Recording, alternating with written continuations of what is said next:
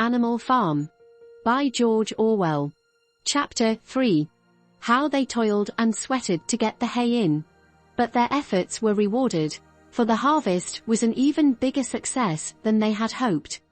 Sometimes the work was hard. The implements had been designed for human beings and not for animals, and it was a great drawback that no animal was able to use any tool that involved standing on his hind legs. But the pigs were so clever that they could think of a way round every difficulty. As for the horses, they knew every inch of the field, and in fact understood the business of mowing and raking far better than Jones and his men had ever done. The pigs did not actually work, but directed and supervised the others. With their superior knowledge, it was natural that they should assume the leadership. Boxer and Clover would harness themselves to the cutter or the horse rake. No bits or reins were needed in these days, of course, and tramp steadily round and round the field with a pig walking behind and calling out, "Gee up, comrade," or "Woe back, comrade," as the case might be. And every animal down to the humblest worked at turning the hay and gathering it. Even the ducks and hens toiled to and fro all day in the sun, carrying tiny wisps of hay in their beaks. In the end, they finished the harvest in 2 days less time than it had usually taken Jones and his men. Moreover, it was the biggest harvest that the farm had ever seen. There was no wastage whatever. The hens and ducks, with their sharp eyes, had gathered up the very last stalk. And not an animal on the farm had stolen so much as a mouthful. All through that summer, the work of the farm went like clockwork. The animals were happy as they had never conceived it possible to be.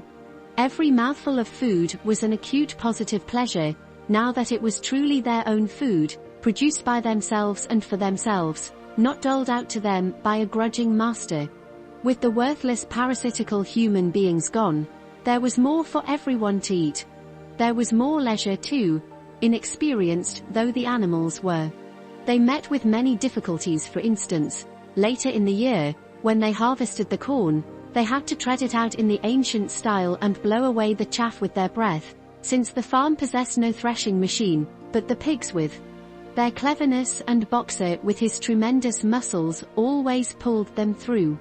Boxer was the admiration of everybody. He had been a hard worker even in Jones's time, but now he seemed more like 3 horses than 1. There were days when the entire work of the farm seemed to rest on his mighty shoulders. From morning to night he was pushing and pulling, always at the spot where the work was hardest. He had made an arrangement with one of the cockerels to call him in the mornings half an hour earlier than anyone else, and would put in some volunteer labor at whatever seemed to be most needed, before the regular day's work began.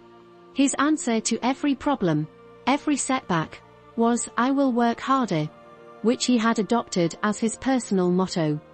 But everyone worked according to his capacity. The hens and ducks, for instance, saved 5 bushels of corn at the harvest by gathering up the stray grains.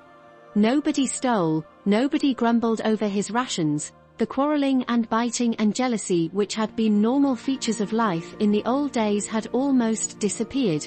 Nobody shirked, or almost nobody. Molly, it was true, was not good at getting up in the mornings, and had a way of leaving work early on the ground that there was a stone in her hoof. And the behavior of the cat was somewhat peculiar. It was soon noticed that when there was work to be done, the cat could never be found. She would vanish for hours on end, and then reappear at meal times, or in the evening after work was over, as though nothing had happened. But she always made such excellent excuses, and purred so affectionately, that it was impossible not to believe in her good intentions. Old Benjamin, the donkey, seemed quite unchanged since the rebellion. He did his work in the same slow, obstinate way as he had done it in Jones's time, never shirking and never volunteering for extra work either. About the rebellion and its results he would express no opinion. When asked whether he was not happier now that Jones was gone, he would say only, "Donkeys live a long time. None of you has ever seen a dead donkey." And the others had to be content with this cryptic answer. On Sundays there was no work. Breakfast was an hour later than usual, and after breakfast there was a ceremony which was observed every week without fail. First came the hoisting of the flag. Snowball had found in the harness room an old green tablecloth of Mrs. Jones's and had painted on it a hoof and a horn in white. This was run up the flagstaff in the farmhouse garden every Sunday morning. The flag was green, Snowball explained, to represent the green fields of England, while the hoof and horn signified the future republic of the animals which would arise when the human race had been finally overthrown. After the hoisting of the flag, all the animals trooped into the big barn for a general assembly which was known as the meeting. Here the work of the coming week was planned out and resolutions were put forward and debated. It was always the pigs who put forward the resolutions. The other animals understood how to vote, but could never think of any resolutions of their own. Snowball and Napoleon were by far the most active in the debates. But it was noticed that these two were never in agreement. Whatever suggestion either of them made, the other could be counted on to oppose it. Even when it was resolved, a thing no one could object to in itself, to set aside the small paddock behind the orchard as a home of rest for animals who were past work, there was a stormy debate over the correct retiring age for each class of animal. The meeting always ended with the singing of Beasts of England, and the afternoon was given up to recreation.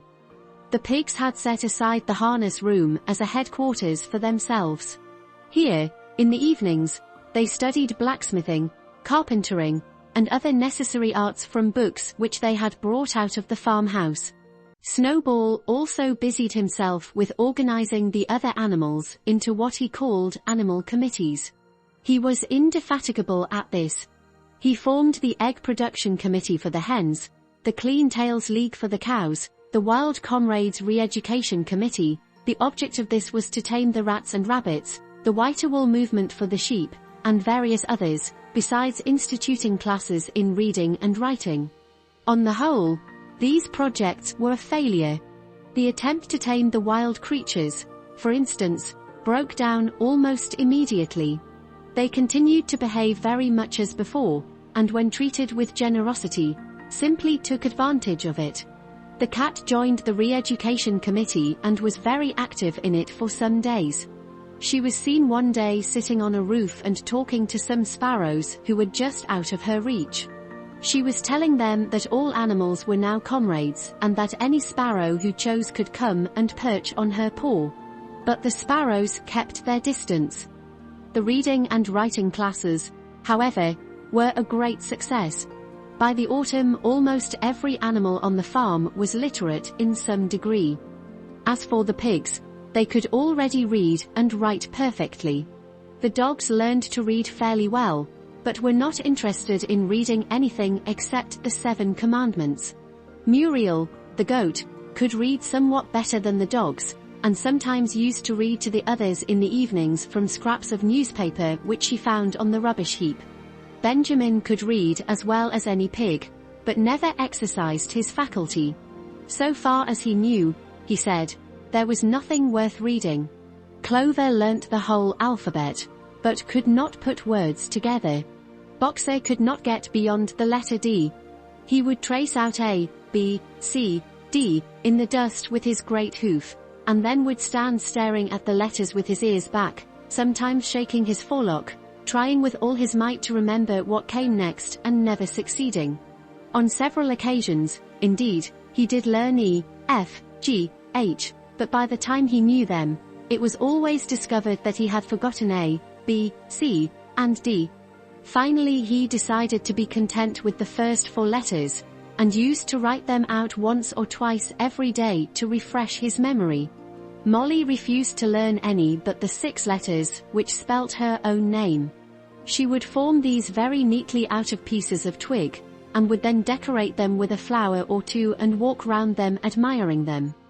None of the other animals on the farm could get further than the letter A. It was also found that the stupider animals, such as the sheep, hens, and ducks, were unable to learn the 7 Commandments by heart. After much thought, Snowball declared that the 7 Commandments could in effect be reduced to a single maxim, namely, 4 legs good, 2 legs bad.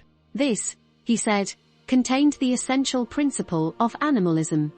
Whoever had thoroughly grasped it would be safe from human influences. The birds at first objected, since it seemed to them that they also had 2 legs, but Snowball proved to them that this was not so. A bird's wing, comrades, he said, is an organ of propulsion and not of manipulation. It should therefore be regarded as a leg. The distinguishing mark of man is the hand, the instrument with which he does all his mischief. The birds did not understand Snowball's long words, but they accepted his explanation, and all the humbler animals set to work to learn the new maxim by heart. 4 legs good, 2 legs bad, was inscribed on the end wall of the barn, above the 7 commandments, and in bigger letters. When they had once got it by heart, the sheep developed a great liking for this maxim, and often as they lay in the field they would all start bleating. 4 legs good, 2 legs bad. 4 legs good, 2 legs bad. And keep it up for hours on end, never growing tired of it. Napoleon took no interest in Snowball's committees. He said that the education of the young was more important than anything that could be done for those who were already grown up. It happened that Jessie and Bluebell had both whelped soon after the hay harvest, giving birth between them to 9 sturdy puppies. As soon as they were weaned, Napoleon took them away from their mothers, saying that he would make himself responsible for their education. He took them up into a loft which could only be reached by a ladder from the harness room, and there kept them in such seclusion that the rest of the farm soon forgot their existence. The mystery of where the milk went to was soon cleared up. It was mixed every day into the pig's mash. The early apples were now ripening, and the grass of the orchard was littered with windfalls. The animals had assumed as a matter of course that these would be shared out equally. One day, however, the order went forth that all the windfalls were to be collected and brought to the harness room for the use of the pigs. At this some of the other animals murmured, but it was no use. All the pigs were in full agreement on this point, even Snowball and Napoleon. Squealer was sent to make the necessary explanations to the others. Comrades, he cried, you do not imagine, I hope, that we pigs are doing this in a spirit of selfishness and privilege? Many of us actually dislike milk and apples. I dislike them myself. Our sole object in taking these things is to preserve our health. Milk and apples, this has been proved by science, comrades, contain substances absolutely necessary to the well-being of a pig. We pigs are brain workers. The whole management and organization of this farm depend on us. Day and night we are watching over your welfare. It is for your sake that we drink that milk and eat those apples. Do you know what would happen if we pigs failed in our duty? Jones would come back. Yes, Jones would come back. Surely, comrades, cried Squealer almost pleadingly, skipping from side to side and whisking his tail. Surely there is no one among you who wants to see Jones come back? Now if there was one thing that the animals were completely certain of, it was that they did not want Jones back. When it was put to them in this light, they had no more to say. The importance of keeping the pigs in good health was all too obvious. So it was agreed without further argument that the milk and the windfall apples, and also the main crop of apples when they ripened, should be reserved for the pigs alone. The end. Don't forget to show your support for our channel by giving us a thumbs up and hitting the subscribe button. Also, remember to turn on notifications so you never miss out on our latest videos. Thank you for being a part of our community.